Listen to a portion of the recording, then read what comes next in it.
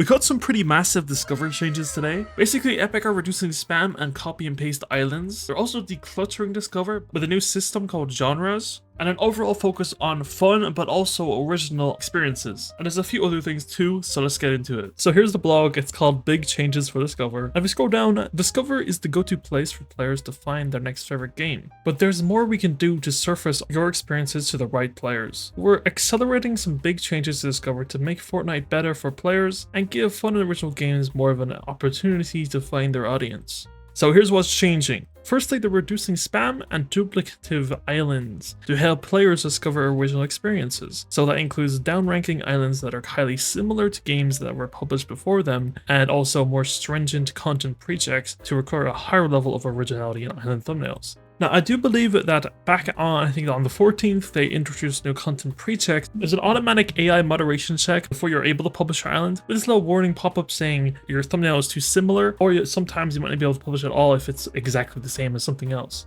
They recently expanded that to your own islands to combat creators who are just copying and pasting their own islands over and over again. So basically what they're doing today is that they're making them more stringent, meaning they require now a higher level of originality. Now, I don't know how strong this is, but hopefully it will prevent a lot of people from, being able to copy and paste the same thing over and over again. If you actually look at Discover currently, and you look at the new and updated rows, or just any row in general, surprisingly, it actually doesn't look that bad. It definitely looks better than it usually does. There's still a few things wrong with it, but especially in rows like adventure and RPG, which is a new genre which I'm going to get into later, you can really see the difference. It looks a lot nicer. You can actually tell that these thumbnails are unique. Now, next they've said that they're also going to be decluttering Discover and preventing games from showing up in rows where they don't belong, requiring developers to select a single genre that dictates where they can appear in Discover, and the placement of these rows will rotate. Basically what Epic have done is to streamline Discover. They removed a lot of the rows and kind of generalized a lot of things. So instead of rows like roguelikes,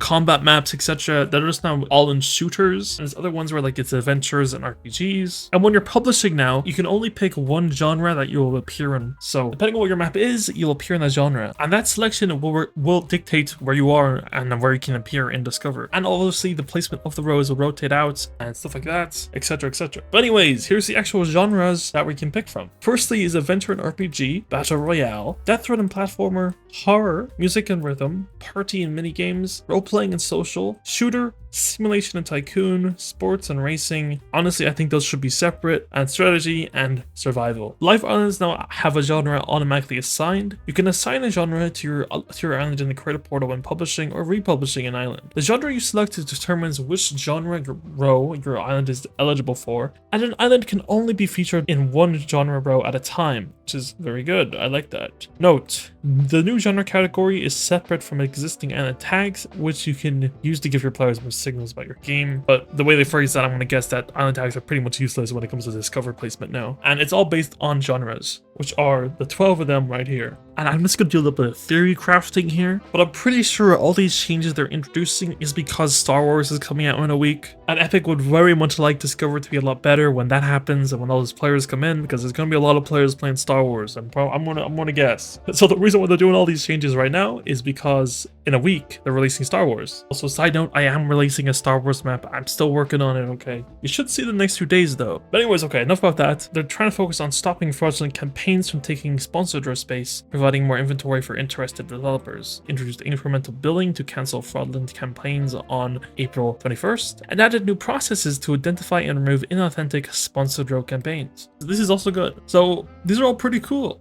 Next is what developers need to know about these changes. Discover is reorganizing to focus on personalization and islands that players enjoy. We're developing new systems and better signals to help surface new and relevant games to players in Discover. This is why we're streamlining Discover rows to reduce clutter. So again, they're getting rid of a lot of the rows so they can reduce clutter in Discover and make it all streamlined. Now, I do believe currently that the rows are ordered by CCU, but Epic have confirmed that in the future they'll be introducing more ways of how the rows are organized and personalized for the player. So we'll see how that goes. Pretty cool. I saw a lot of people being a bit upset because genres like prop hunts or roguelikes are generalized into a bunch of different genres now because there's less genres. So I don't know how Epic are going to address that, but ultimately this will be focusing on personalization. So that's the big thing. So ultimately in the future, well, what islands show up on that row or in any row really is going to be based on the player. And if they like prop hunt maps, they're going to see prop hunt maps. If they like roguelikes, they're going to see roguelike. I do believe that's how it's going to work.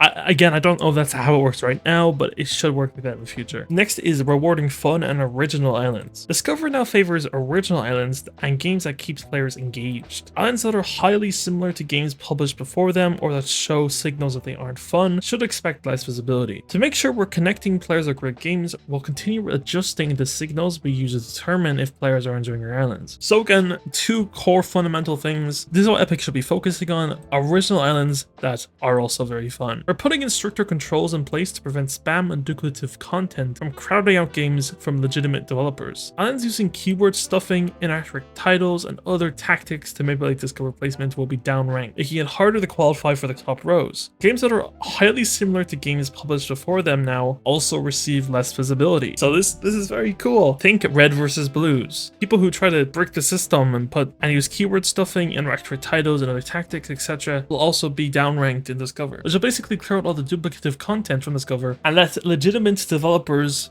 finally have space to, grow. Hopefully this works. Hopefully because this sounds really nice. It has happened many times in the past where Epic says stuff and it doesn't happen, but hopefully this is a really big step forward. And it's probably not going to be perfect, but again, it's a big step forward. High quality original thumbnails are important to signal players about the islands they see in Discover. Low resolution thumbnails will be surfaced less, and we're making our existing content pre-checks more stringent to require a higher level of originality in your island's thumbnail. Thumbnails that were previously published without these restrictions may now receive warnings. But oh well, we'll see how this goes. Now, I have seen a lot of people saying that the thumbnail detection is now a little bit too strict, where it's basically, even if your thumbnail is somewhat unique, it's still flagging it. So I don't know what Epic are going to do about that. That's just one thing that I've seen happening. If you go into Fortnite.gg and you just scroll down, you can find the last stats for the last 24 hours. And the main one we want to look at here is disabled maps. And as you can see, it's gone up by 79.2%. If you compare this to yesterday, it actually was up 200%. It's basically a 3 times increase. So originally it was only about 95 maps that are being disabled. So as you can see, it's been tripled. So already pretty massive changes. And lastly, in this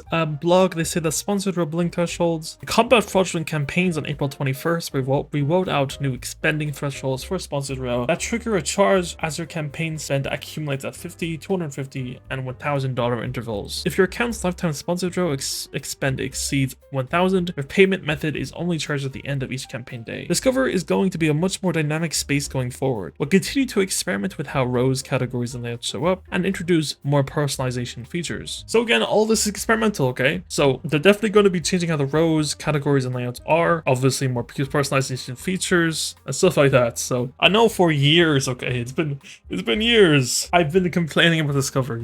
If you've been watching me for a while, you know I hate Discover. But I think this is honestly a step in the right direction. So let me know what you all think about this. I think it's pretty cool. It's definitely a big changes for Discover anyways. So we'll see. Anyways, doesn't matter. Thank you for watching, everybody. Let me know what you all think about all these new Discover changes. And remember to like, subscribe, use my code in the Fortnite item shop. Thank you to all the members of the channel. Remember to watch all of these videos for more of my content. That's about it. I'll see you around.